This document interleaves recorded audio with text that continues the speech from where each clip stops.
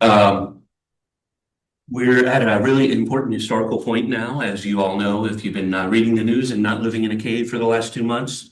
Um, Most of you were not old enough to remember the last huge crisis we had. I lived through that. That was the OPEC oil crisis in 1973. Completely changed the world economy, changed geopolitics. And I remember vividly my parents being so frustrated because they would have to wait hours just to fill up their gasoline tank. And we're getting to that point now in terms of the crisis in the Strait of Hormuz in the Middle East. As you know, some flights have been canceled in the EU. There are lockdowns and work stoppages in Asia Pacific. And we can only hope that there won't be any escalation of the attacks because that will have really long-term serious implications on the world's energy supply. Right now, both sides have limited their provocations, but at any moment, something could happen to reignite that escalation.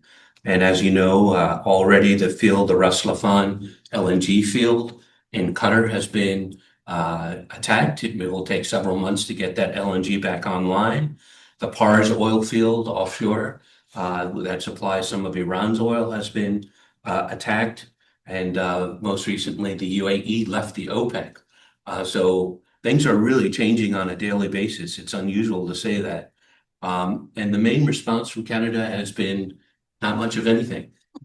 So I think, and I've been trying to talk about climate change for 6 years now, but I really think that it's harder than ever because the Canadian government and the government are actually doubling down on their investments in fossil fuels now. And I was looking at the numbers today.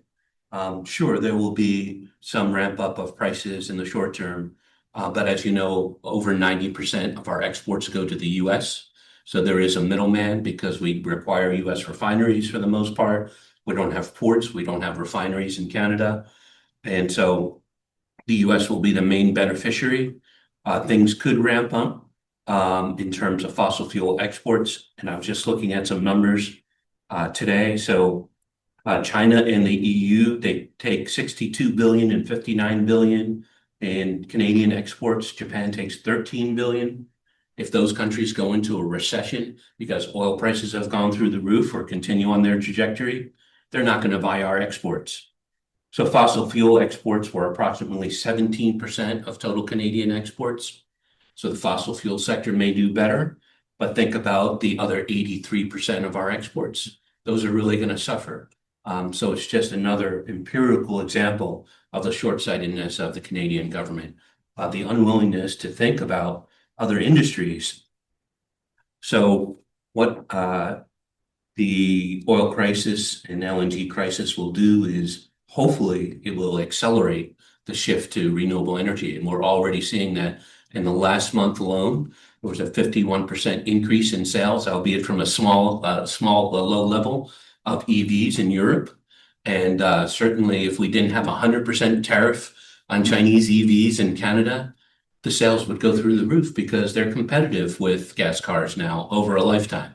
The initial cost is still higher. So what are the challenges with shifting to electric vehicles and shifting to renewable energy? As you know from the LCOE, the levelized cost of electricity, renewable energy such as solar, such as wind, is especially onshore wind in many cases competitive with natural gas and without any of the externalities. But we know from looking at the EV sector that there are still obstacles that prevent wholesale adoption. So the obstacles in the case of EVs are range anxiety, people worried about the lack of charging stations available, especially if they go on a long trip, the speed of electric charging, and obviously with renewable energies, it's intermittency. So this is where hydrogen comes in because as we will discuss momentarily, batteries can provide short-term storage, but in the long term, they do still create these problems of range anxiety and the lack of a solution for the intermittency problem of renewable energy. So hydrogen, especially, could be particularly useful, for example, on long-term flights where your batteries will just never be feasible unless there is a technological breakthrough in battery chemistry, for maritime shipping, for routes where there are few charging stations like autonomous vehicles or autonomous trucking. These are the places where there are ready applications for hydrogen. But the problem, as we discussed in the last CERG paper, which you can find on our website, is that almost all of our hydrogen is currently coming from gray sources, that is from natural gas. And so unless there is some policy intervention, it's going to be very difficult to promote green hydrogen because of the cost differential. So these are the things, this is the context that we're discussing tonight. Hydrogen is one of the hottest topics now in the energy field. Billions of dollars are being poured into investment in hydrogen. So we're going to spend the next hour listening to some cutting edge research. Our first presenter is Reza Farzam. He is doing a postdoc in SFU and UBC. He has a PhD in sustainable energy and engineering from SFU. And his postdoc collaborates with partners including Hydra Energy and H-Tech. He has a background in thermofluids and mechanical engineering, and his research focuses on the development of alternative fuel technologies, including hydrogen, as sustainable energy solutions for power generation systems. So I'll share the screen now, Reza, and hand it over to you. Thank you.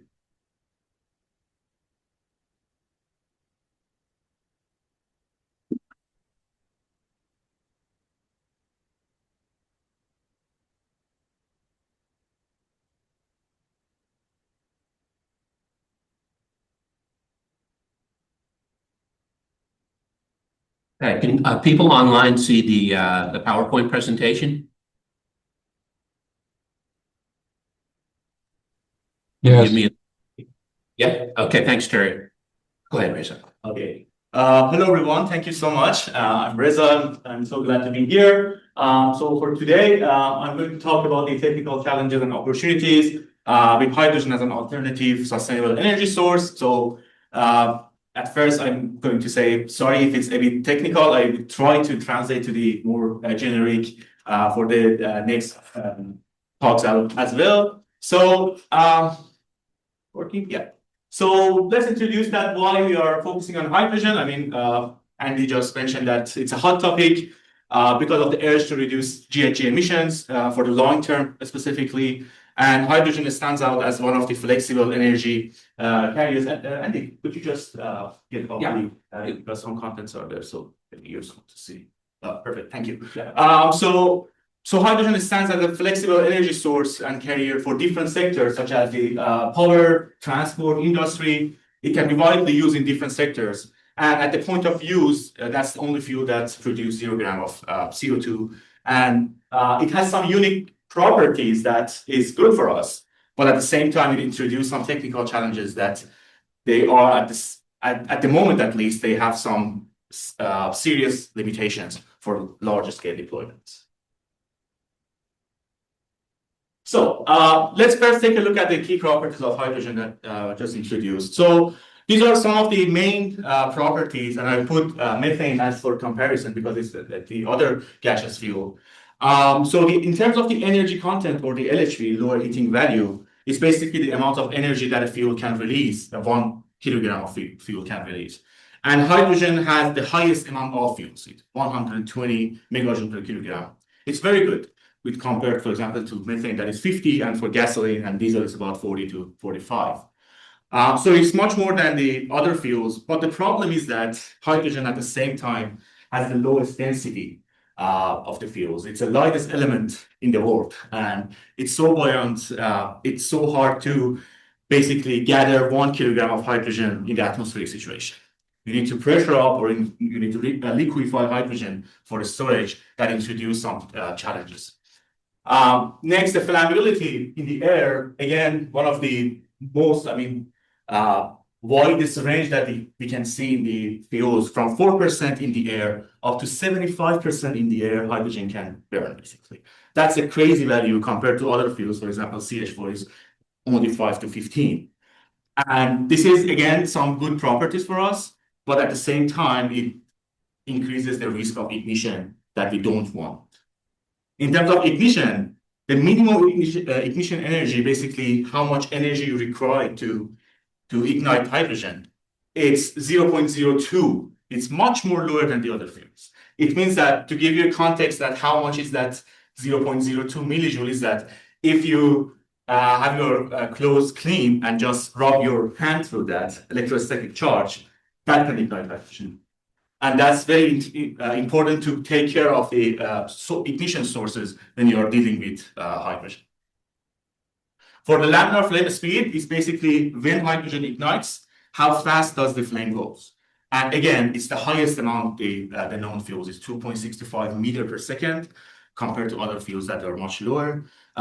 It's good for us for combustion. It can increase the efficiency of our engines or our power systems. But again, the risk of detonation, sudden explosion, flashback fire, these are all just risky stuff that we need to take care of. And last but not least, about the mass diffusivity, 6.1, one of the highest diffusivity in all the elements. That the problem is that it can go through, the hydrogen atoms can go through different structures, materials, and cause cracking, corrosion, and all other stuff that they need basically maintenance.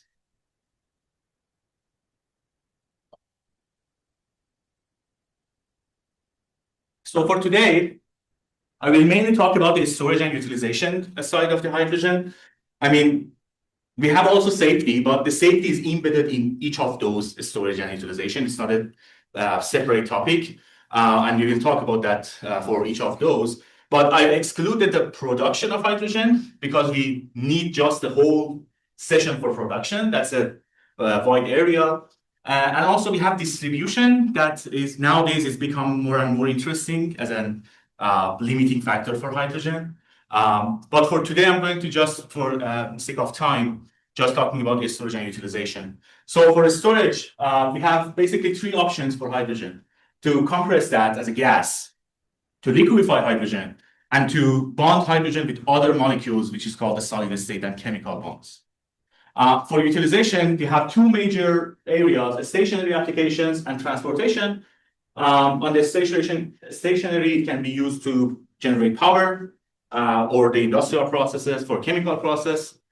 For transportation, it can be used in different types of vehicles. It can be for the internal combustion engines, for fuel cell electric vehicles, or for even jet engines and marine engines, which is brand new.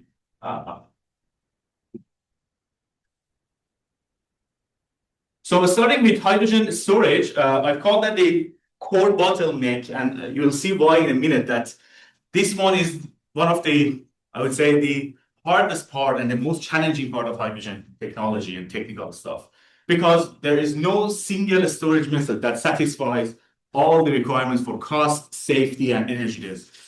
Here, the real engineering problem comes to the thing that everything is a trade-off. You gain something, but you lose something else, and you can see the actual example here.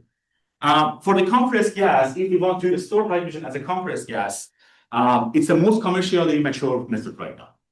We can increase the pressure up to 900 bar and then store that in different type of vessels based on the rated pressure. For that, you need to spend 7 to 12% of the hydrogen content that you are going to store. You need to basically consume that energy to compress hydrogen. Also, you need to have a thermal management, because every gas, when you increase the pressure of the gas, the temperature goes up. You don't want to store 300 bar, 400 bar of hydrogen that has 200, 300 degrees Celsius temperature, because it increases the risk of ignition and all the problems that they talked about. Also, in high pressures, the risk of diffusivity and leakage is another major area that we need to take care of. For liquefied hydrogen, it's basically the best choice to give us the highest volumetric density, because hydrogen is being converted from gas to liquid, everything is good. And it's very suitable for aviation, for large scale storage, basically everywhere that we are short in terms of place and storage volume. The problem is that you need to take down the temperature to minus 253 degrees Celsius. Two challenges here. First, you need to take that temperature. And second one, you need to remain and sustain that temperature. And that's really hard, and that requires a lot of energy. So basically, from literature, I found that the energy consumption to liquefy hydrogen and to keep hydrogen at that temperature is about 30% of the hydrogen energy content, which is crazy high. And the other problem is that as soon as the temperature starts to rise from minus 253 to minus, for example, 252, the hydrogen reverses to gas. And then we call it boil-off gas. Then it starts to accumulate in the tank. The pressure goes up. Again, we have the same problem. We need to either vacuum or vent that gas, which is a waste of money and energy, or we need to recompress that gas, capture and recompress that gas to get it used. And this is an active project that we have at EdgeTech right now. On the solid state and chemical, this one is more on the research side yet. It's not being commercialized widely. It's basically bonding hydrogen into other molecules. The best example is ammonia, NH3. So to attach the hydrogen molecules to nitrogen, it's very stable, can be stored as liquid. But the problem is that if you want to get the hydrogen out of that again, you need to spend energy. And this one, again, cause some limitations. Yes? I think that one's also really toxic, right? Yeah, I mean, that's another issue that we have a lot of toxic materials and we need to take care of that. They have some kind of waste that we need to take care of them as well. So because of that, it's still in the research phase, not being commercialized, at least as far as I know.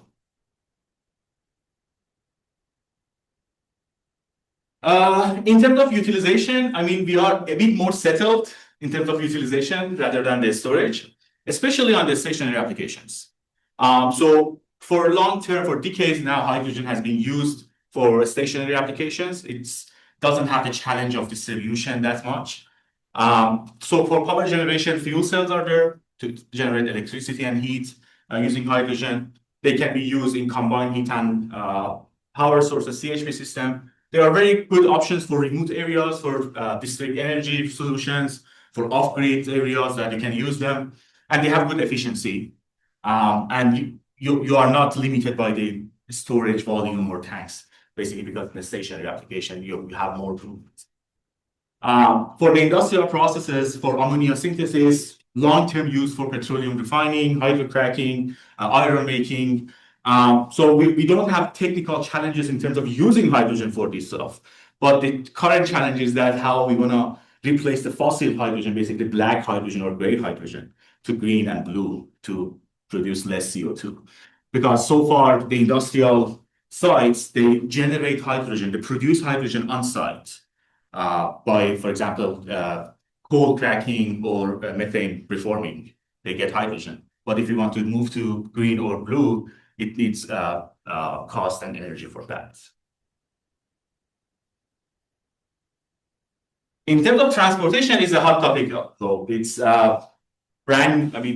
more, I would say, recent stuff in terms of stationary. So the first type, which is very well known, is the fuel cell EVs. Basically using, again, the fuel cell stacks to generate electricity, and then it powers up the battery and the motors to run the vehicle. It's very compelling for heavy-duty truck because it avoids the battery weight that we are facing with the current battery technologies. Basically, half of the payload of a heavy-duty truck can be spent just for the battery nowadays if we want to move to the full battery electric heavy-duty trucks. But the key challenge here is that the membrane durability. So reliability and durability are two factors that they exist in the transportation. They are in the stationary applications, but they are not critical. But in the transportation, they are much more critical in terms of the reliability. And just one example that what is the technical challenge there is that when you use a fuel cell in high loads, you have a lot of power getting out of the fuel cell, the water starts to accumulate inside the stack, and it's called flooding. And it's reduced the performance of the fuel cell significantly. The second one is the hydrogen spark ignition, or H2SI, using the spark ignition engines. It's a good choice for a spark ignition because it has a wide flammability range. You have some kind of flexibility over there. Some challenges like at knock or backfire, not crazy. I mean, Toyota and BMW have been working on it for decades, and they having some solutions for that. But the challenge in the H2SI engines is that It basically mostly suitable for light duty or medium duty trucks. Because it's not practical to use a spark ignition in heavy duty trucking. The type of engine is not suitable for that. And so this type of engine is not that much practical for heavy duty trucking. Although in Europe, I've seen that some companies start to sell a 13-liter engine just with the H2SI. Yeah. So is that basically like a combustion engine? Yeah, this is all the combustion. So it's a spark ignition. It's basically the same structure as the gasoline engines that we use. Just instead of gasoline, we have hydrogen. Yeah, and safety concerns, hydrogen and spark. Again, about the storage is that. It's not about the combustion that much, but to store that hydrogen in the tank. I mean, BMW discontinued that because of the storage, basically. Toyota last year, Toyota introduced their hydrogen combustion engines. I don't know about the details, but maybe they have some advancement in this storage to resolve that. Yeah. And then we still have the problem that we have with charging stations. Yeah, I mean the infrastructure is still a bottleneck. The distribution, the transportation is a big question mark. It needs a lot of investments for that, basically. Yeah. The other two types of the transportation, they are mostly focused on the heavy duty trucking because, as I mentioned, for the light duty, batteries are there. They are good for now. I mean, we are not worried about the light duty truck or vehicles. So two other options, you have high pressure diesel injection, direct injection, or called HPDI, that Westport in BC is working on. It's called CESPIRO. They're working on this technology. So basically, it's a diesel engine. Instead of diesel, you inject hydrogen. The problem is that you need very high pressure, 300 bar, 400 bar of pressure to be injected into the engine. The challenge is that the system durability first, because the heavy-duty trucks have a durability of in average, 1 million miles. They can work for 1 million miles. So how to get to that point for these trucks is a challenging part. And also to maintain that high pressure requirement.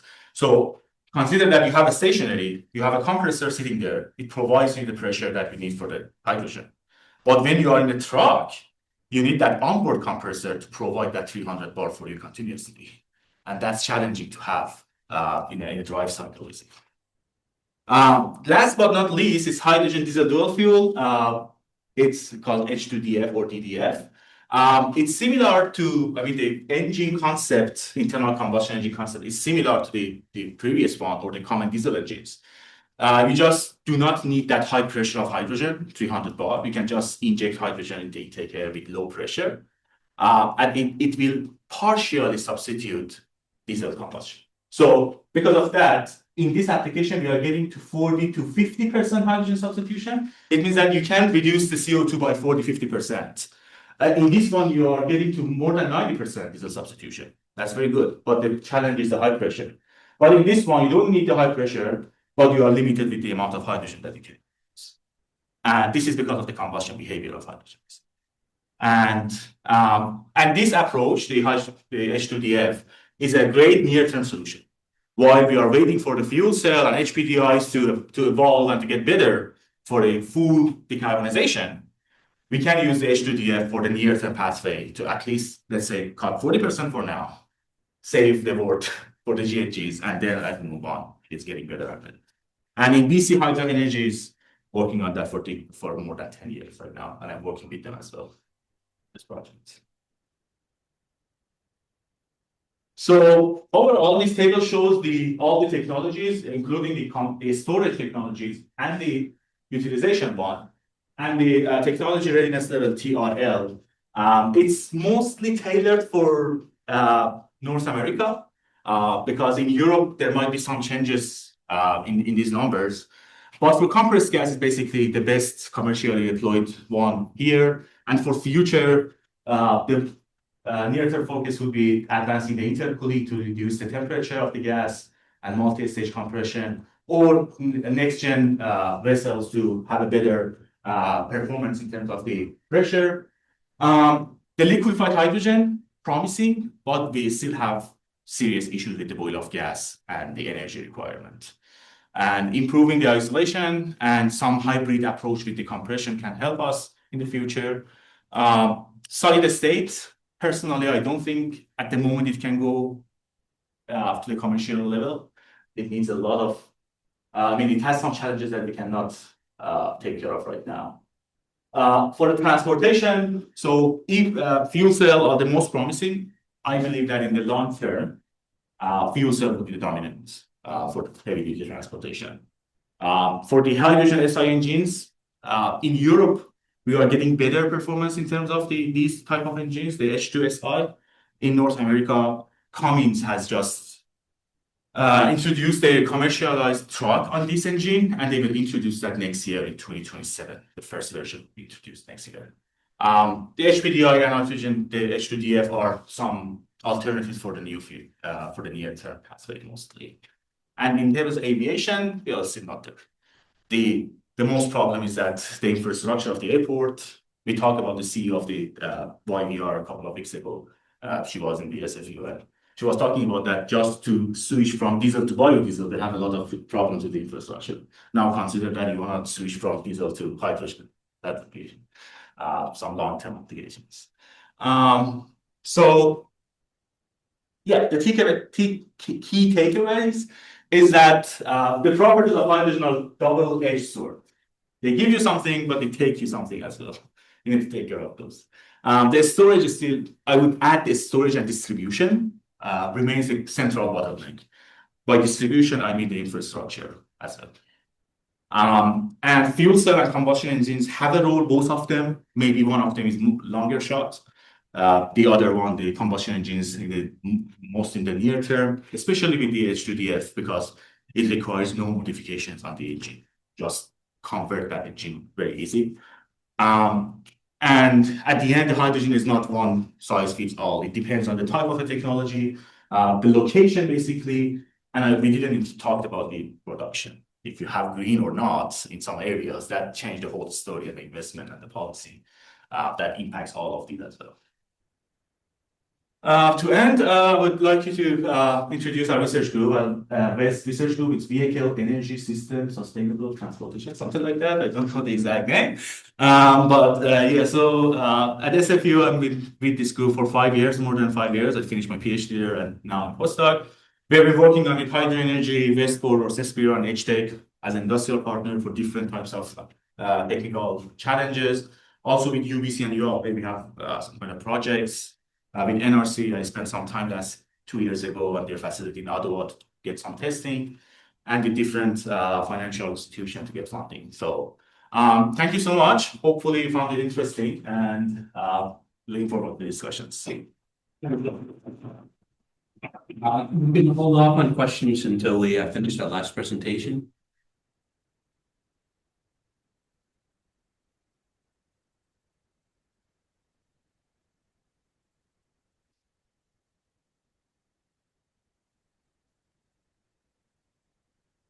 Okay. And folks online see the new PowerPoint. It's called Which Energy Storage Pathway?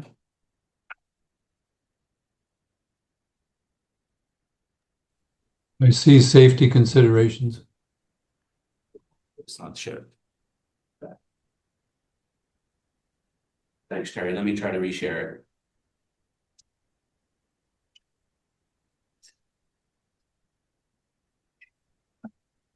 You see it now, Terry? Yes. Okay, great. Thank you.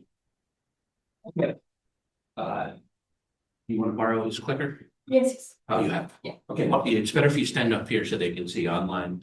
So our next speakers are Dorothy Gallup. He's currently a master's of engineering student in the School of Sustainable Energy Engineering at SFU with a background in chemical engineering. Dorsa is interested in finding connections between engineering, economics, and policy aspects of clean energy solutions for a green future. And Zara Khan is a master's in political science student and one of our former students from our energy policy class last semester. So this group project is coming from that class, and they've gone well beyond that. So thank you for your extra efforts. Okay, over to you. Hi everyone, my name is Dorsa. We are a hydrogen group. Our group has 4 members. but only two of us will present our work today. So we will talk about the BC's Clean Future Pathway. We also compared which one is better, battery or hydrogen. I will cover the technical part, and my colleague Zara will talk about the policy and social part of our work.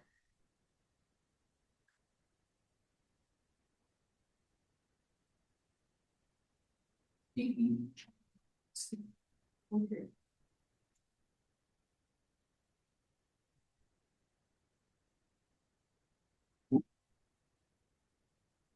Okay. So as you know, we are living in BC. 98% of our electricity is coming from hydropower, which is a clean source of energy. But despite having a clean source of energy, we have some challenges in BC. There are some areas that is hard to electrify, which is still using fossil fuel, like heavy transportation or the industry that needs decarbonization. All of the potential that we have in BC and those sectors lead us to the question, which technology should BC pursue for the net zero emission target in the future, batteries or hydrogen? And which policy should take action and support that? For this research, we decided to go with green hydrogen, although we have all type of hydrogen and different color of hydrogen. And I know that BC is producing blue hydrogen with cheaper price, but we decided to go with green hydrogen, which is a cleaner type of hydrogen for our clean future. As you can see here, hydrogen goes in different multiple stages to get to the consumer. So it goes to production, compression, storage, distribution, and then conversion to a fuel cell, which is important for us for our storage. But batteries, it's only go through three stages to get to the consumer. So this one shows that hydrogen has more complexity in terms of the storage. In terms of getting the fuel cell, we have different stages. So it's more complicated than batteries. For our research, we defined three different paradigms, and we check our research through these different paradigms. First one was technical feasibility, and then infrastructure and emission and cost competitiveness. For technical feasibility, we check the energy density of each technology, typical duration and efficiency of each technology. For infrastructure and emission, we check the safety factor for both hydrogen as a fuel cell and also batteries, complexity and GHG footprint. And for cost competitiveness, we check the overall cost, incentive, and subsidies that we can get from government for each of these technologies and economic lifetime of each technology. So, as you can see, energy density of hydrogen is much higher than battery. So it gives us a lot of energy that battery cannot compete with that. So hydrogen wins this battle. For typical duration of hydrogen is about 100 to 1,000 hours. But for batteries, the average duration is about 4 hours for one discharge rate. So which is lower than hydrogen. And for efficiency, which is interesting, battery has higher efficiency than hydrogen. Why? Because battery is not going through different or multiple stages, but hydrogen goes through different stages. And imagine if it loses some of it in each stage, so it will be much lower than battery. So it's about 45 to 55%. For emission and infrastructure, as you can see here, 57% of emission that we are getting from hydrogen, it's coming from the storage. So as Reza mentioned, storage is the hardest part of having hydrogen and using that because it creates lots of GHG emission. 41% of emission is coming from electrolysis and only 2% is coming from fuel cell conversion. But technically, I cannot say in terms of GHG emission which one is better or working better because it really depends on the life cycle analysis that each of these technology go through. For example, for batteries, we have mining for critical material. So those all create GHG emission. If we check the full application, then we can understand which one is better and which one is worse. For complexity, definitely complexity of hydrogen is higher and it needs more attention. For safety, both of them need safety attention, but hydrogen safety factor is higher. Although there were some research that they are doing, it could be manageable in the future, but let's see how it works. And for cost competitiveness, right now the cost of batteries is lower than hydrogen because battery is well proven and well established technology. And the price of batteries dropped sharply during the last 10 years. But hydrogen price is higher than batteries. And I think personally, I think one of that is because hydrogen needs lots of capital costs that you need to put in to build the infrastructure for the future. But it's promising that in the future, the cost of hydrogen will be lower. But right now it's higher. For incentive and subsidies, hydrogen is eligible for 40% in refundable tax credit from government, and batteries are eligible for 30%. Their discount rate is the same; it's about 6 to 8%. But hydrogen lifetime, economic lifetime, is higher than batteries. It's about 25 to 30 years, but for battery, it's about 10 to 15 years. So it shows that hydrogen is a good long-term investment plan. So after we did that data analysis, we comes up with an idea. We don't have one solution for clean energy or for clean future.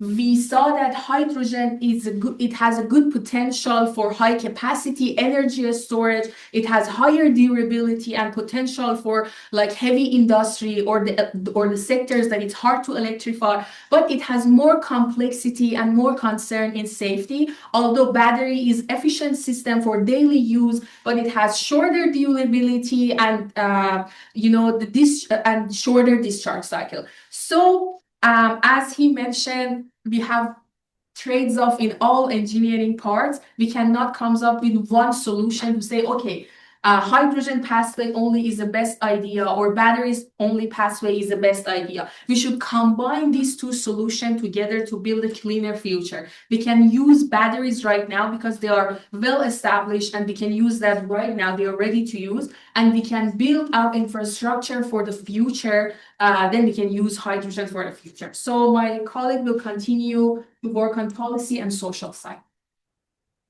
So one of the things that Dorsa mentioned was that the initial capital cost and in terms of infrastructure for hydrogen is quite high, which is why people don't initially want to invest in hydrogen. So we were looking at the hydrogen economy involving a complex stakeholder network, including the federal government, the provincial government, local Indigenous nations, but also these three regulatory bodies: the BC Ministry of Energy, the BC Energy Regulator, and BC Hydro. Basically, they cannot coordinate around governance-related power supply allocation failures, and for that reason, we thought there would be a better way to coordinate the three. If we look at this level of power matrix that we have here, we have some to keep satisfied, some to manage closely, some to keep informed, and some to monitor. We have mostly end users in the keep informed sector. That's in terms of their level of influence and their level of power, which is low, but high in terms of level of influence. We have bodies that we want to manage closely, including the federal government and the provincial government. We have Indigenous nations, which have a high level of power and a high stake in the energy issue. And we have research institutions like UBC and here at SFU, NRC and UVic, and environmental groups such as the David Suzuki Foundation that we want to bring into the hydrogen equation. We were looking at a few policy options for BC's future energy roadmap, and we have a little bit more information about the levels of power in terms of the groups here. We have criteria for the battery-only pathway, criteria for the hydrogen-only pathway, and criteria for a dual-track pathway that we came up with, which involves both batteries and hydrogen. Option 1 is our battery-only pathway, which involves quick installation but limited Indigenous engagement. And one thing I always want to drive home is that Indigenous nations have an increasing power level and they have an increasing importance in this issue. They always have, of course, but at least they're at the forefront of the conversation now, and we really want to make sure that we're accounting for that. But since there's limited Indigenous engagement in the battery-only pathway, we thought a different solution might be viable. And there's limited but reliable emission reductions in this battery-only pathway as well. Option 2 is our hydrogen-only pathway, in which there's a high potential to replace fossil fuels within the broader sectors that we were looking at, a benefit to Indigenous communities, but high risk and cost in terms of comparison to that dual-track pathway and the battery-only pathway. We also have late economic and environmental benefits. And one thing that we wanted to really focus on in our presentation was that economic and environmental benefits should be at the forefront of the conversation as well. So we came up with a dual conditional track pathway involving both batteries and hydrogen systems, which recognizes each technology and the different purposes they serve in the hydrogen sector, as well as balanced progress, stronger job creation, and lower emissions and financial risks. We have a recommended course of action here. First off, we have the establishment of a coordinated energy planning framework, which would involve planning, permitting, and power supply across agencies. Those would be the three main regulatory bodies that we were looking at earlier between the BC Ministry of Energy, the BC Energy Regulator, and BC Hydro. Step 2, we wanted to implement a phased rollout strategy of our dual track pathway, which involves not only batteries, but also hydrogen. We wanted to strengthen economic and fiscal mechanisms by creation of a hydrogen infrastructure fund. We have enhanced Indigenous partnership and equity participation at over 25% for our dual path strategy. We have to expand interprovincial and industrial collaboration by involving the different sectors within hydrogen and within the battery industry and their vested interest within them. And finally, we wanted to strengthen research, development, and workforce training in terms of hydrogen and its benefits. And we thought we could do that by collaborating with Alberta through the trade of green hydrogen for underground storage and a joint governance board sharing certification systems. And that way we can align key stakeholders, and hopefully that will lead to a greener future. In conclusion, both battery and energy systems hydrogen energy systems are quite viable and essential for a smooth transition to BC's green energy plan by 2050. While we have a sustainable pathway for long-term decarbonization in hydrogen, batteries are great for short-term carbon dioxide reduction, adaptation, and residential applications, and we don't want to ignore that. Through coordinated governance, lower production cost, and strengthened infrastructure, we can make sure we have a pathway to large-scale deployment. And this phased dual track strategy addresses both technological and governance barriers. So we thought it was the most realistic and effective pathway for British Columbia at present. Thank you. Thanks so much.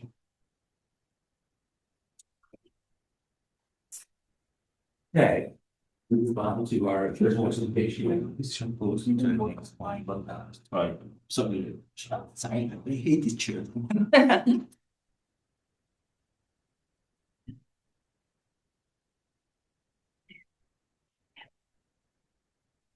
So can people online see the new slides? Yes. Oh, I appreciate. Okay, thanks, Terry. Okay, so our third speaker is Anurag Wasnik. He is a third-year PhD candidate at the Beatty School of Business, working with Alicia Main. For his PhD, he worked in the energy sector as a strategy management consultant at Accenture Strategy in the UAE. Very topical. Helping energy and sustainability clients. He also worked as the innovation lead at NITI Ayog, the premier policy think tank of the government of India. He's going to talk to us about how actors shape architectures and the emergence of complementary innovation ecosystems, the case of green hydrogen and clean energy transition. Thank you. Thank you, Professor Andy, for this opportunity. And thank you to everyone for attending this presentation. So as we saw in the previous two presentations, the technical details of this industry, I'm going to shift gears to the management and strategy side of these things. And more importantly, we are going to see how actors shape architecture in the emergence and evolution of green hydrogen innovation ecosystem.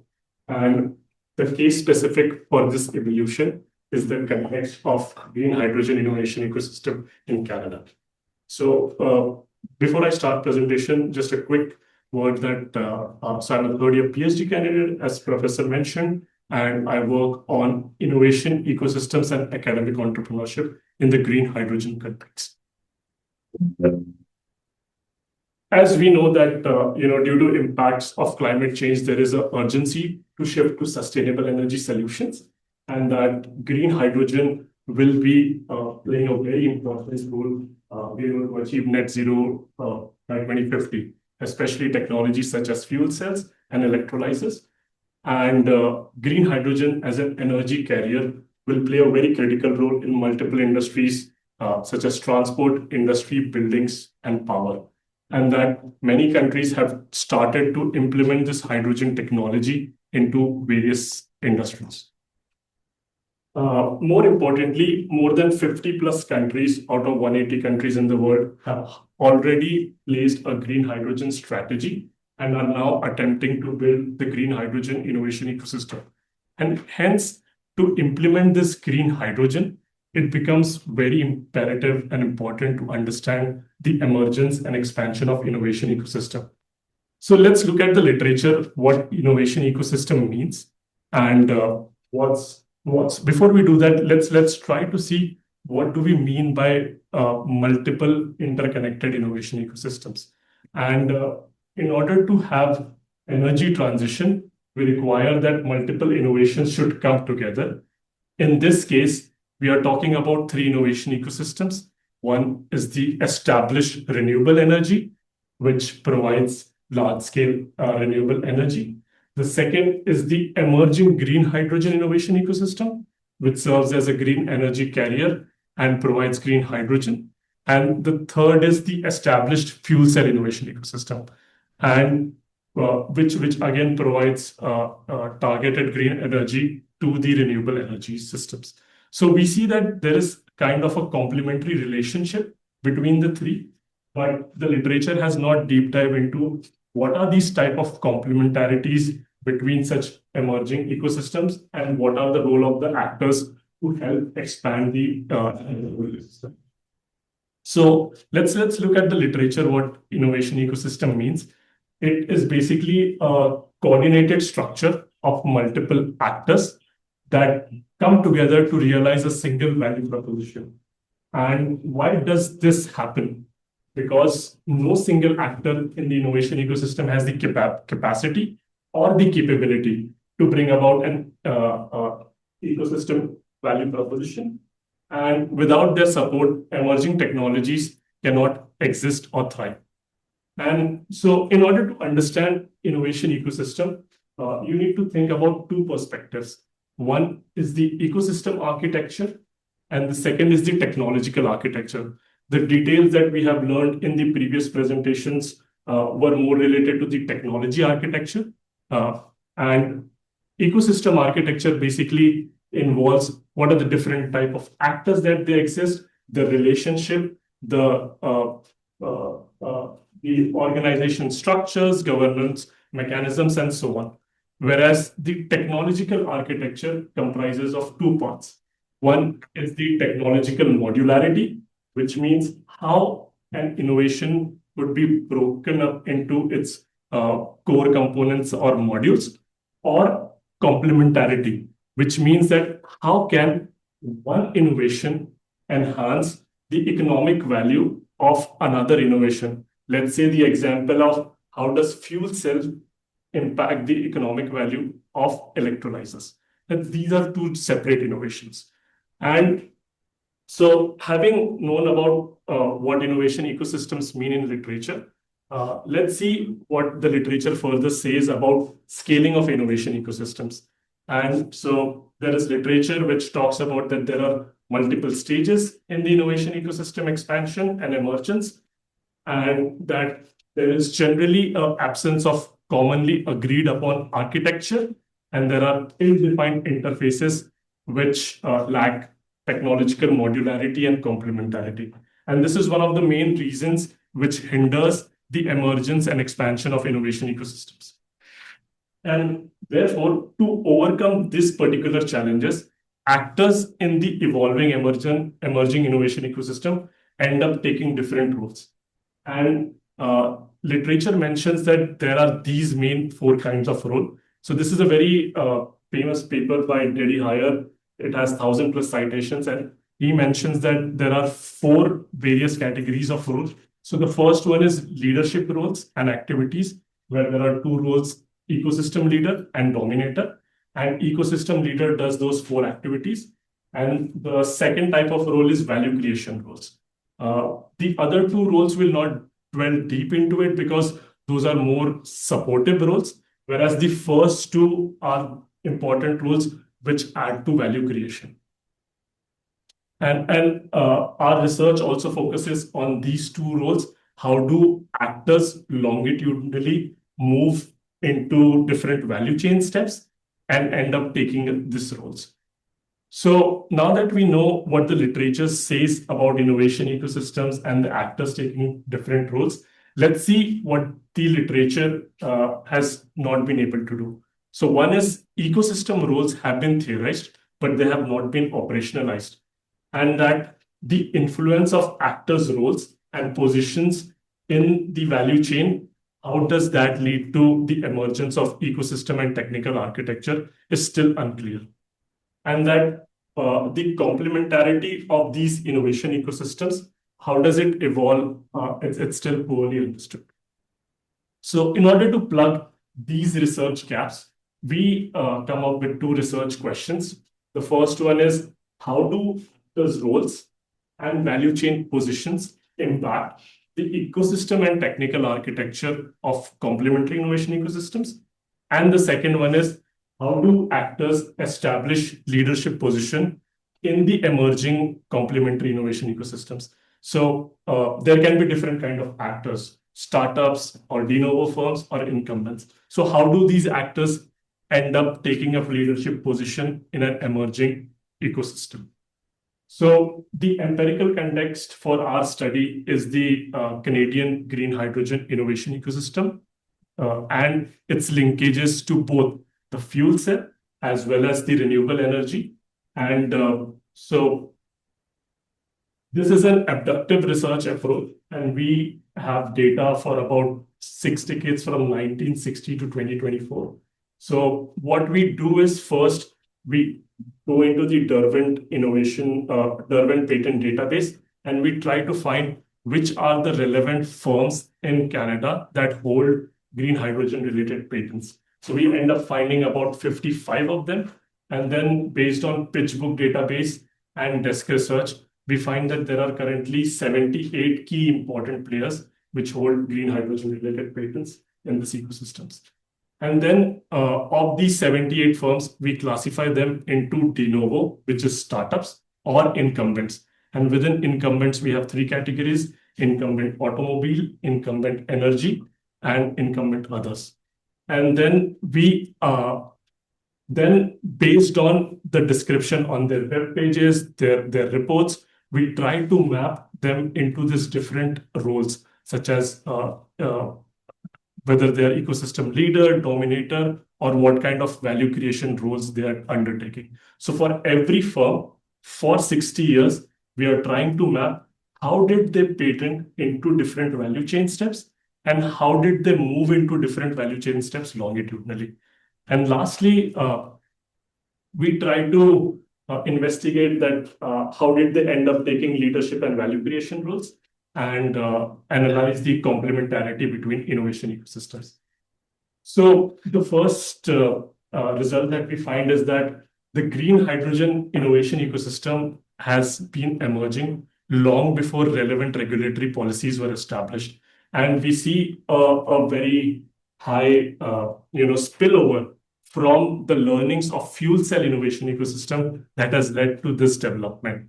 And if you see in the preparation phase, the de novo or the startup firms are less in number, whereas the DLEO or the incumbent firms are more in number. But after Winter Olympics 2010, you see that the number of de novo firms or startup firms has rapidly increased. And this also lets us to mention that how policy impetus play a very important role, especially such exogenous triggers can bring actors from different innovation ecosystem together, which form a core group to carry out synchronization and experimentation. And so we also try to see, based on three different value chains, what are the complementarities between these three. And if you see on the right-hand side, there are very high complementarities between the emerging green hydrogen innovation ecosystem and established fuel cell innovation ecosystem, especially. So what we realize within this ecosystem, the ecosystem leader is Dalal.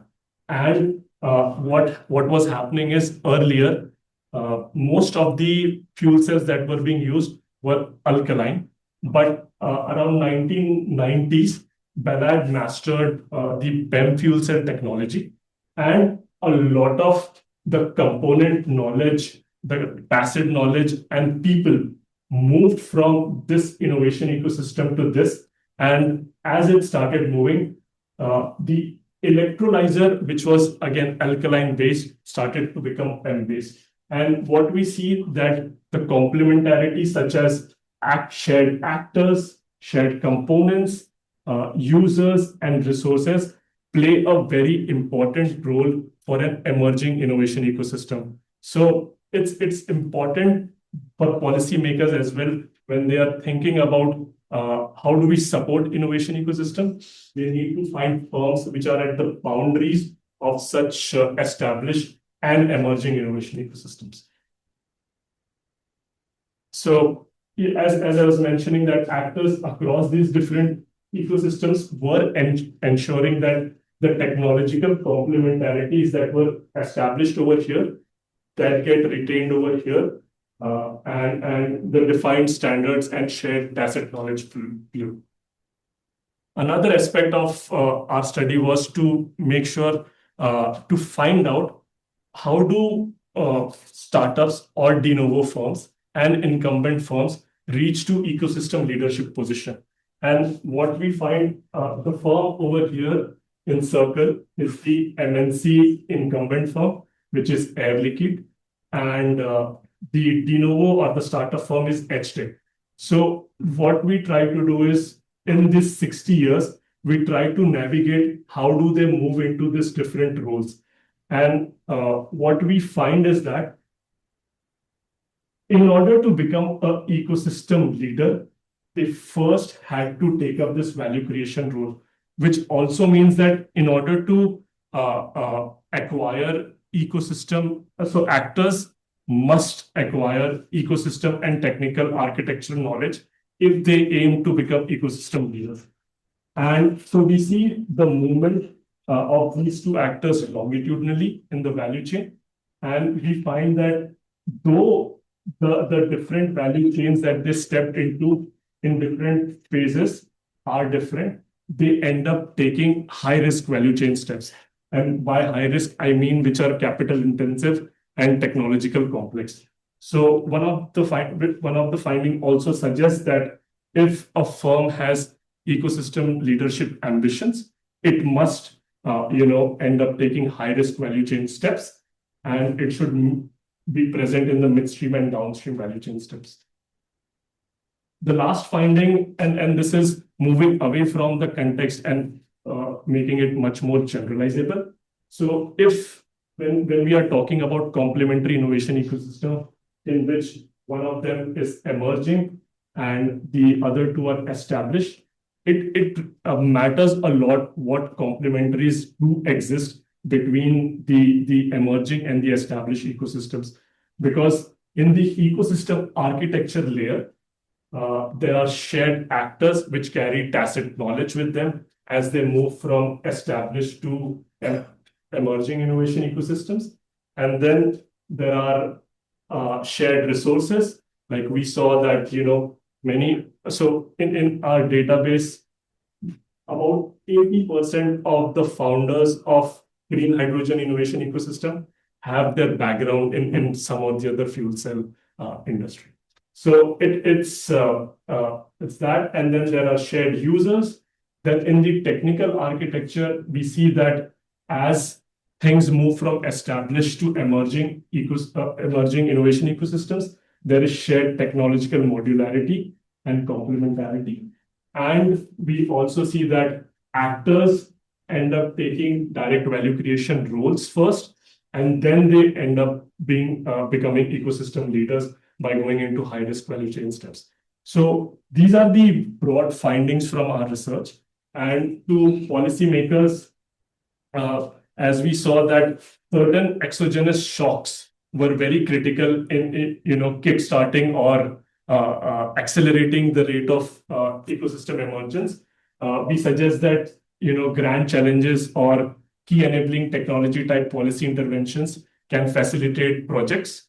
Another is that policymakers should identify firms which are at the boundary spanning locations of such ecosystems so that they can provide the right set of inputs and establish dialogue and trust among the actors.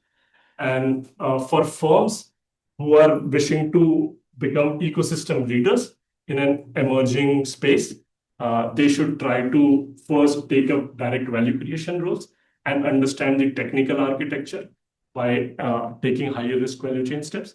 And lastly is that the strategic positioning in ecosystem intersections can accelerate the convergence of technical architectures, as we saw in our example that the technical architecture of the fuel cell innovation ecosystem and the green hydrogen production started to converge as the actors' resources started to move. And just on the last slide, so I've been working on this project for the past almost 2.5 years. And in 2025, Jan, we had a session where the Canadian Hydrogen Association and Indian Hydrogen Association members were presented. We presented a very raw, whatever information we had during that time, and which led to further, bringing of the two associations together. This January, we were fortunate to be a part of the Premier's delegation to India, along with Minister Calon, where we tried to improve the Indo-Canadian green hydrogen relationships. And yeah, I'm happy to take any questions. Great. Thank you, Steve. You mind just coming to sit in the front here, and people online who have questions will be able to see you.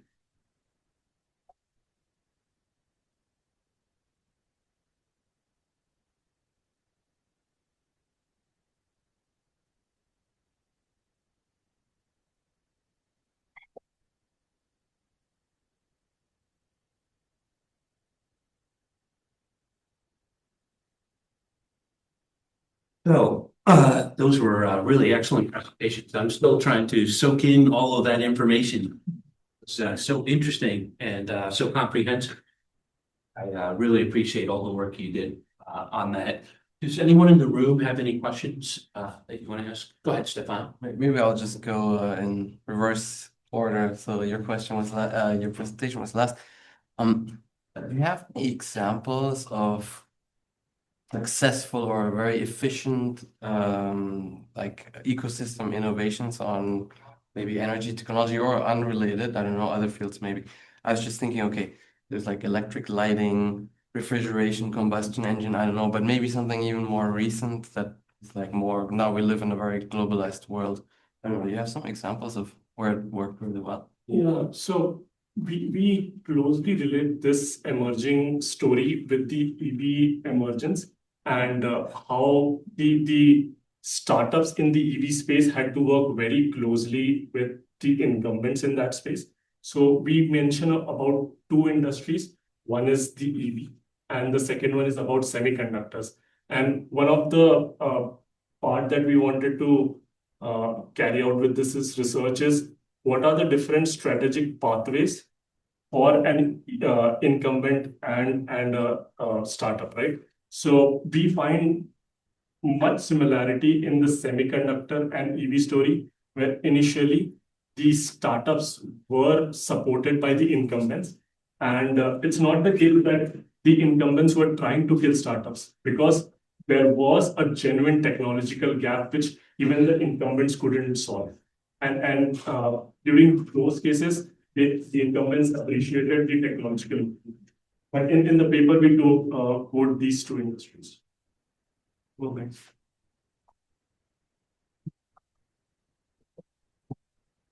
Yeah.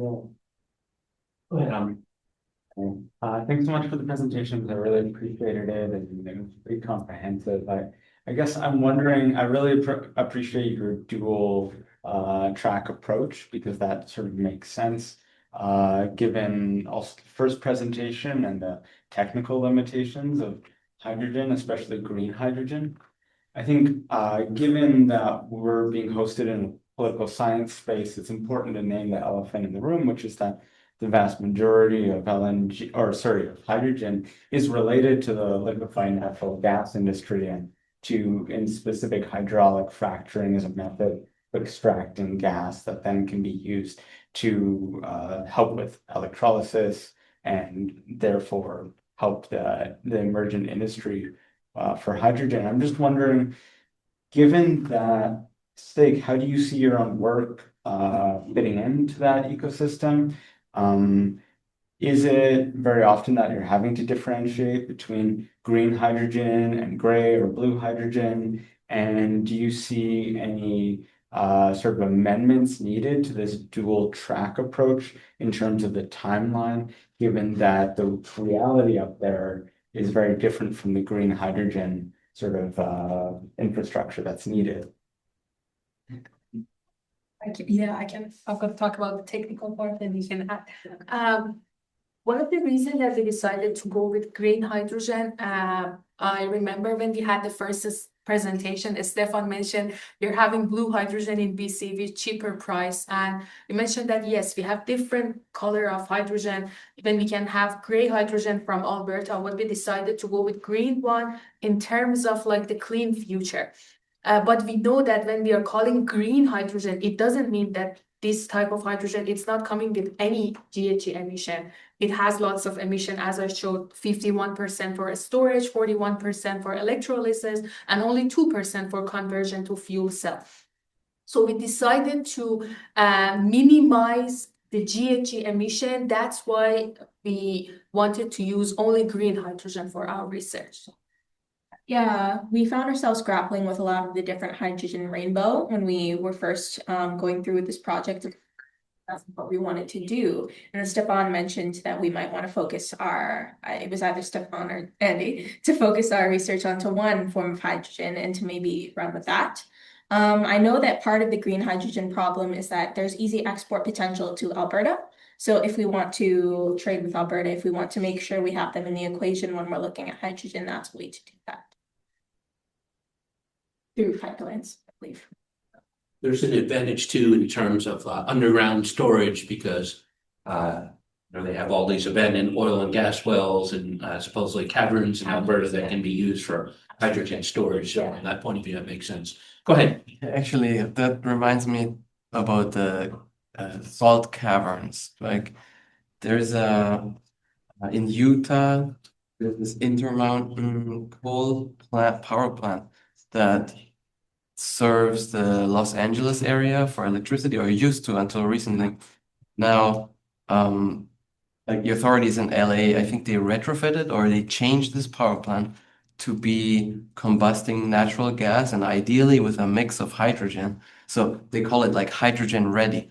And I feel it's kind of maybe dangerous almost because it could be like this Trojan horse where people say, okay, yeah, we're gonna make this hydrogen ready, but as at some point, hopefully we'll have cheap hydrogen that we can mix in.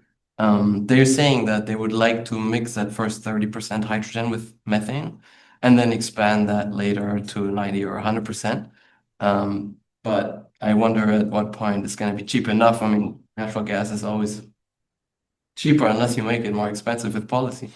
So Well, I think Rachel pointed out that one of the biggest challenges is a lack of infrastructure. Like you'll need all new pipelines and refilling stations. And my understanding is you can mix hydrogen in with natural gas, so you can use the existing pipelines. So that makes it even harder to move towards green hydrogen, right? Yeah. So actually, we have some active projects to mixing hydrogen with natural gas in different ratios, okay, so how much share each of those has.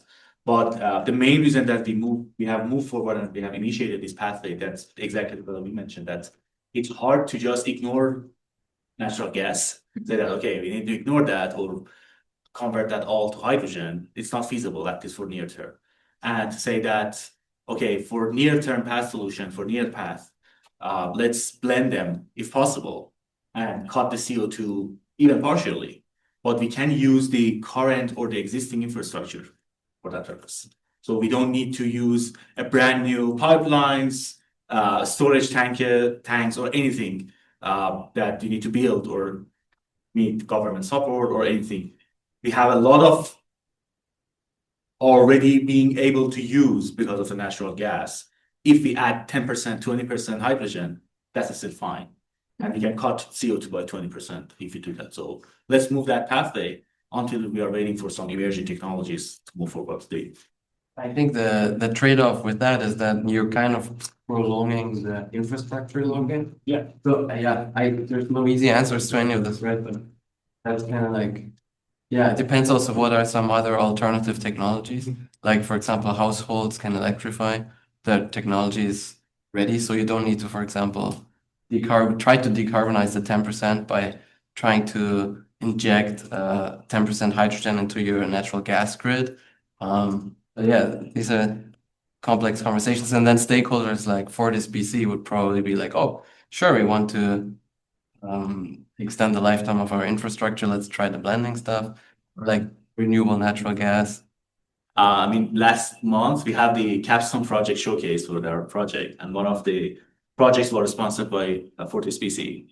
It was about the hydrogen processes and producing hydrogen using the shockwave tubes.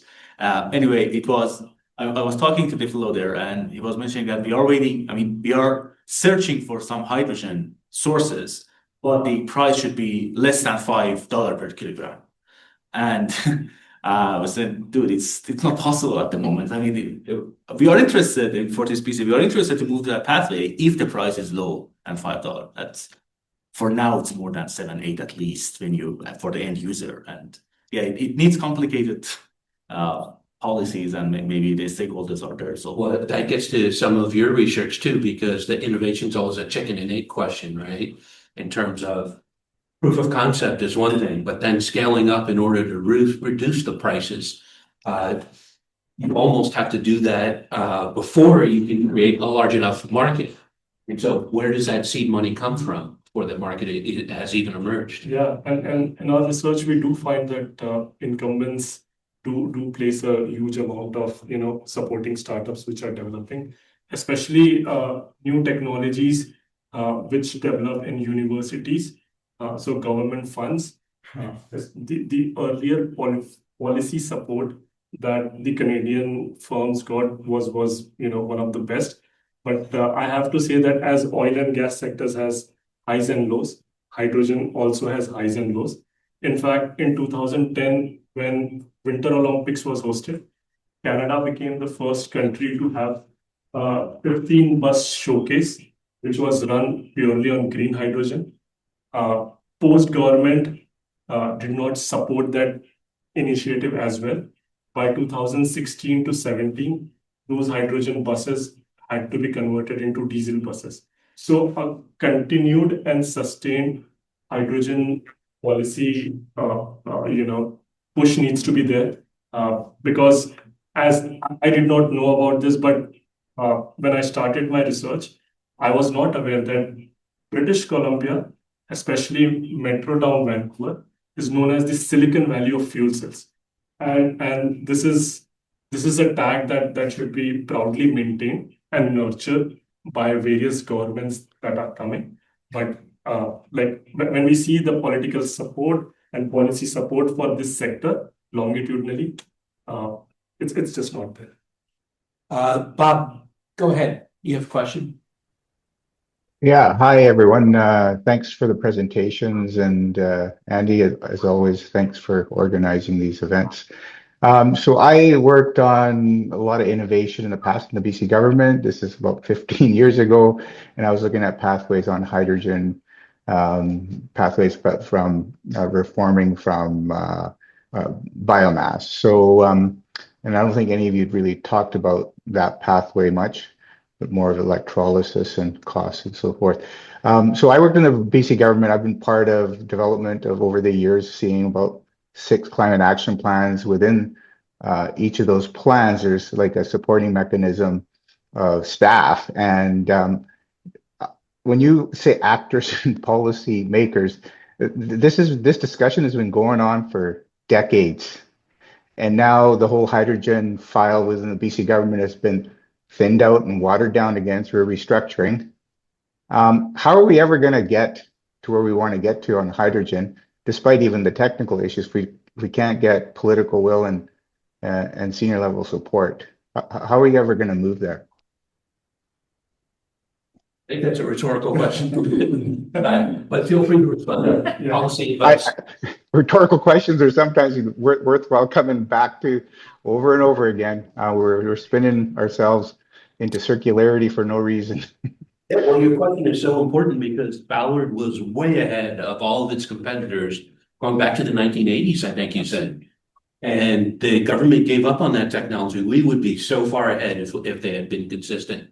Yeah, like just to build on that, France in their 2023 or 2022 Olympics showcased 500 buses and Toyota Mirais running on green hydrogen.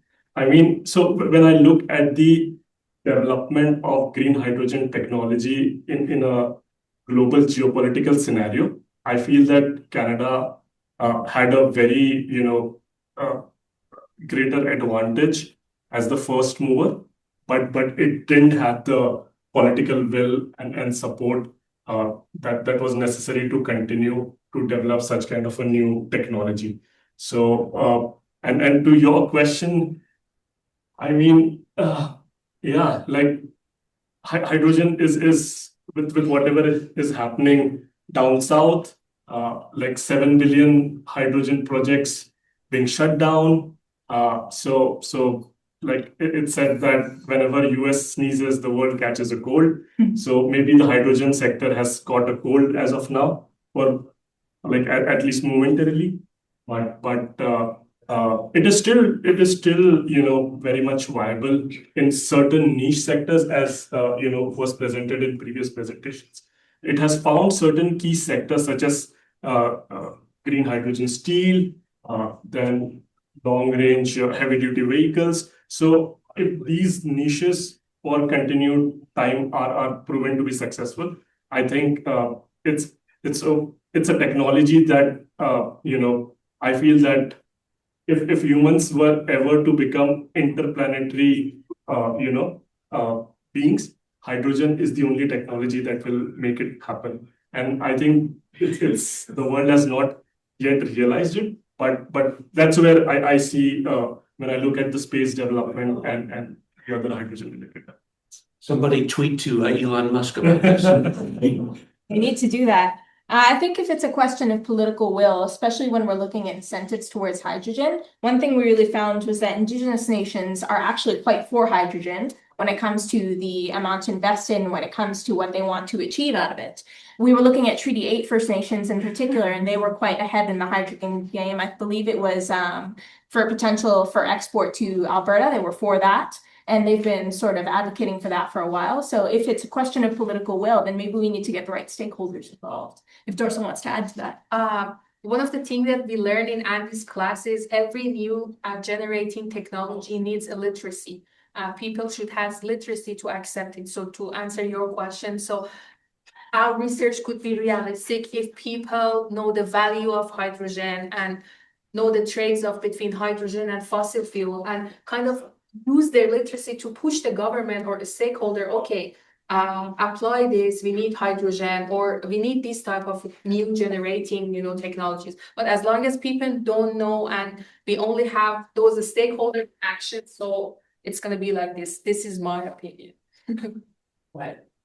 So yeah, thank you for the presentations. And on the literacy thing, so Reza, I don't know if you've heard of the Empire Hydrogens. They do onboard electrolysis. Yeah.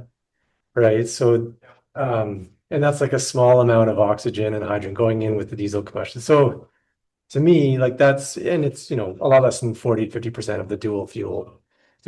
But to me, that's sort of like a literacy thing. If people know about this, I mean, it's got hydrogen in the name. It's a very small amount of hydrogen, but granted, it's onboard production, so you don't need that. So to me, that's the kind of technology that can improve the literacy of and just awareness. Yeah, that's the point. I mean, because I'm actively engaged in Hydro Energy's activation. So Hydro has developed, they are working on developing a refueling station in Prince George on the Highway 16. So Prince Rupert to Edmonton through Highway 16 to have a hydrogen refueling station in Prince George. They are working on that. And they have been able, because of the green hydrogen production, I mean, the electricity price, they have been able to keep down, I mean, bringing down the green hydrogen that they produce as a package that they want to trade for the different end users. To say that we are going down as much as the diesel equivalent energy price. So hydrogen has much higher energy. It's, I would say, more expensive than diesel.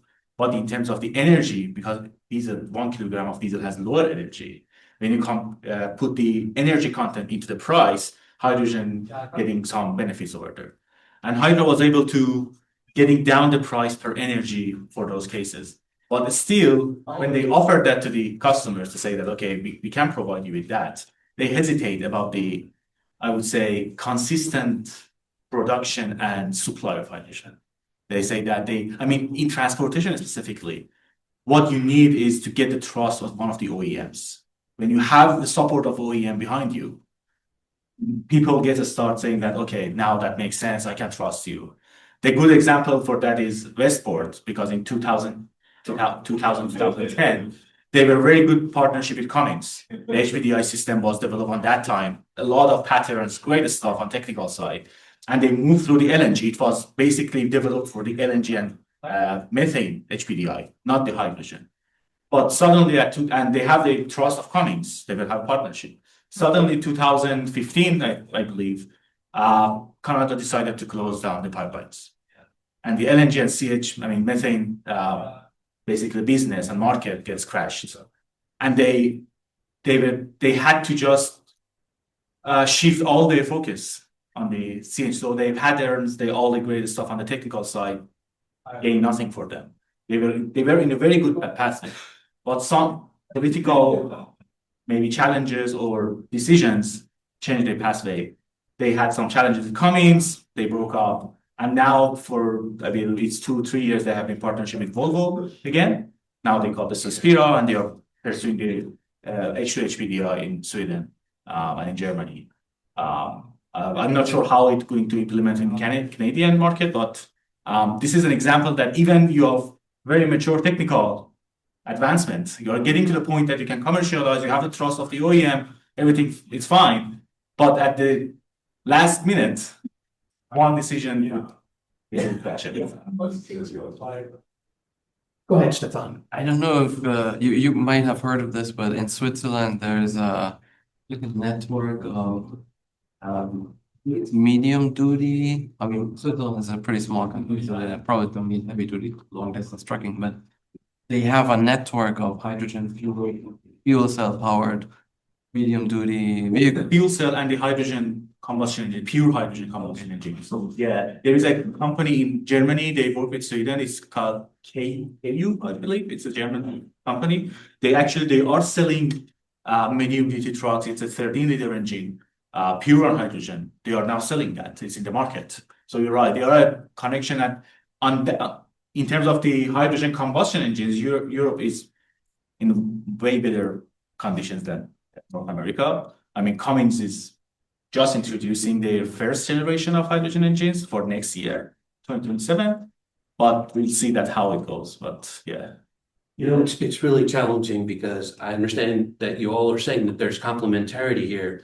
But if you're a policymaker, it's got to be driving you crazy because people are constantly complaining we don't have enough charging stations for electric vehicles. And now you want me to build a whole new infrastructure for hydrogen. So I only have so much money. How do I prioritize? I'm sure you've seen recently that Tesla also introduced a long haul truck. Mm-hmm. And it supposedly is cheaper over the long term than gas trucks. So I wonder if you have these competing technologies, what advice would you give to a policymaker to figure out which sectors do I prioritize for hydrogen and which sectors do I prioritize for batteries? I know you kind of danced around it, but it's not clear. Yeah, that's what I mean. On that's the Tesla thing, we had a discussion the other day that for one vehicle for demonstration, Tesla is having a very good advancement in most areas in the battery systems. We were talking it's a very simple calculations that the policymakers should know that if, for example, we move through the heavy duty trucking with battery electric vehicles and we convert or we say that 50% of the heavy duty trucks are now battery electric. If they want to charge them at the same time, for example, 10% of them, they want to charge themselves in the urban areas, for example. The load that it puts into the grid is 250 times that the current capacity of the grid. It's not feasible to build that infrastructure for heavy duty trucking specifically, unless they should wait for 24 to 48 hours just to charge once. They don't want to do that. They want to at least, for the best case scenario, they can wait for 6, 7, 8 hours to charge their trucks, or from a night to the morning. But that load that it put on the grid, it's so enormous that not only the current infrastructure of the grid, but also the future advancement, it cannot comply with this kind of load of these trucks. Also want to add, not just the load, for batteries, we need critical minerals. I also mentioned that batteries durability time is around 10 to 15 years maximum. So we need to extract those minerals randomly to produce more Tesla, more EVs. So right now we have lots of challenge between China and the West, or North America's countries. So because China has dominancy over the lithium ion, if we move to the other material, we need to get it from the other countries. So it shows our dependency to the other countries. So, and I'm telling to everyone, because I worked in batteries are not clean and green. So if you check the whole life cycle analysis of batteries, they are not permanent solution for clean future. So we need to consider that. I know the policymakers would say, "Oh, Tesla, it's green car. It's not burning fossil fuel." Yes, but did you see the whole life cycle analysis of Tesla? Tesla is purchasing most of the battery stack from China. So the battery stack is produced there, and the CO2, the hidden CO2, we call that as a hidden CO2 because you cannot see that. With what level, with what energy you have extracted minerals, produce that battery stack, and the Tesla by that. Yeah, in BC, when you are using that, it produces no CO2. But CO2 is not NOx, it's not carbon monoxide. It's a global issue. It's not a local issue. It doesn't matter if you produce that in China or in Canada. It will impact all. That's the issue with that. Yeah. You have a response, right? Yeah, the policymakers need to be aware of their energy mix and what kind of dependencies lock in because of those energy mixes. And you would want a Strait of Hormuz incident shouldn't create inflation within your own geography just because of your dependency on one particular energy source. And I think it's important for policymakers, depending on the provincial richness, the history that the provinces bring in, the technology that has been promoted in those provinces, to keep them alive and to make sure that the livelihood and the talent of such people in those regions are retained. Yeah, so you're saying there's a value to diversification of energy sources, which reinforces the question about why we're wasting so much clean electricity on LNG, as if LNG could ever be clean. Use that energy, use that electricity to make green hydrogen. And, the electricity itself is going to be more valuable than the LNG. Yeah, I guess it was just about value chains. And, it seems as though China also produces the majority of parts for hydrogen production in the world. Yes. So I think there's an equivalent sort of issue of bottlenecks in terms of international trade or exposing ourselves to risk. I guess I'm just wondering also about, in terms of green hydrogen and the potential for it, it seems like the most viable commercial operation in BC is talking about north-south grids for hydrogen, for green hydrogen, and that's through Salish elements. And I'm just wondering whether you folks have comments about the strategic potential of east-west trade versus north-south trade, given all the tariffs that we've heard about. It's a good question.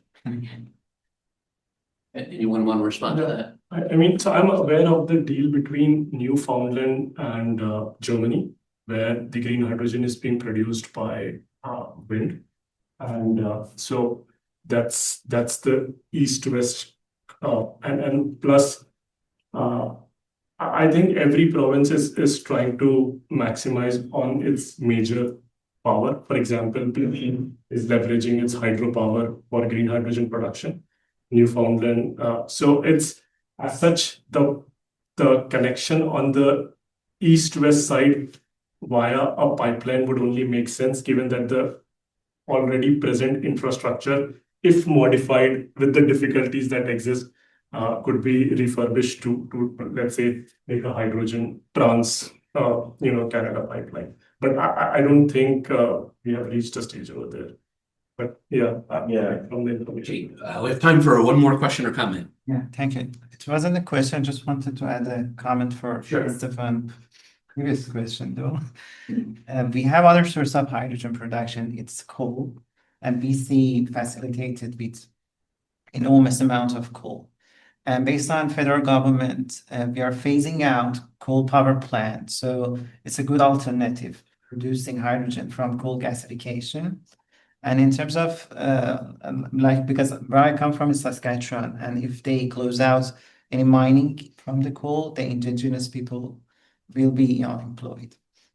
So kind of balance, we need a hybrid system among the provinces, among the country. We need from the electrolysis as green hydrogen, blue hydrogen from methane, and the gasification of the coal is needed.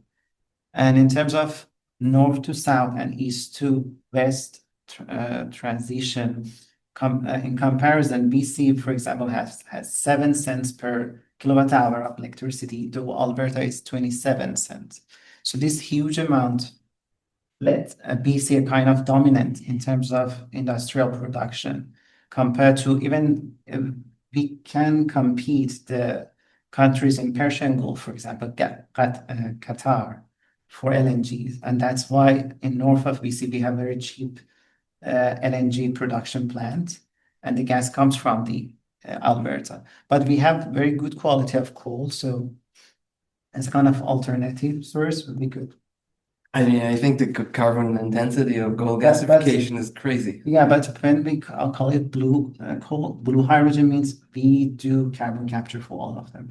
For methane itself, methanation, not methanation. For blue hydrogen, it's steam methane reforming that result to you. It also produced large amounts of the carbon dioxide. So you're saying with Yeah, CCS. so it's same also. This is an unproven technology on top of another unproven technology you're talking about. Yes, Chinese guys are doing very well too without any carbon capture, but in terms of technology readiness level, it's almost industrial.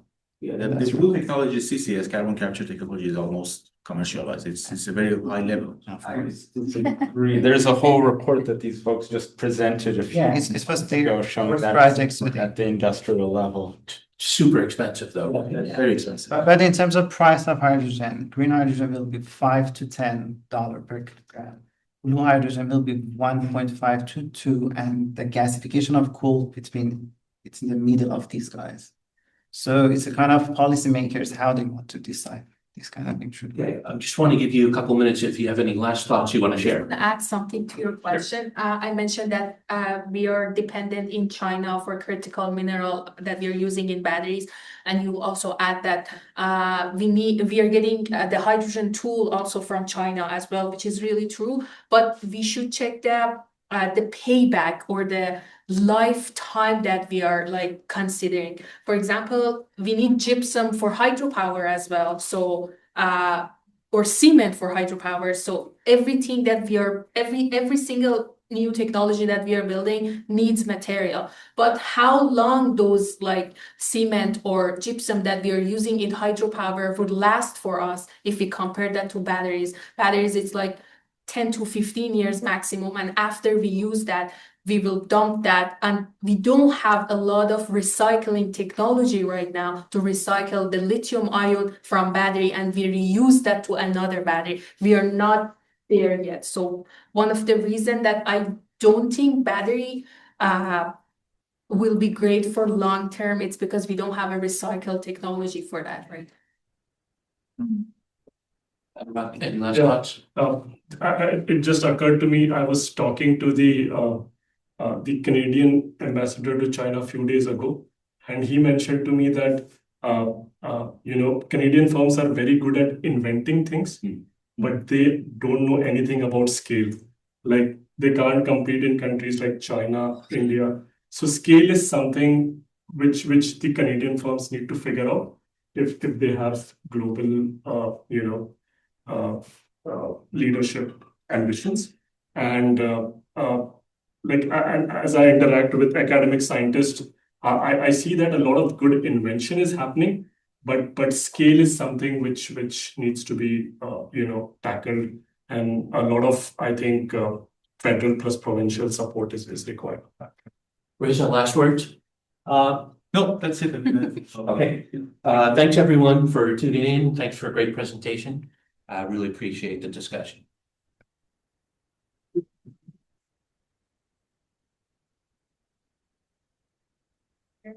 You already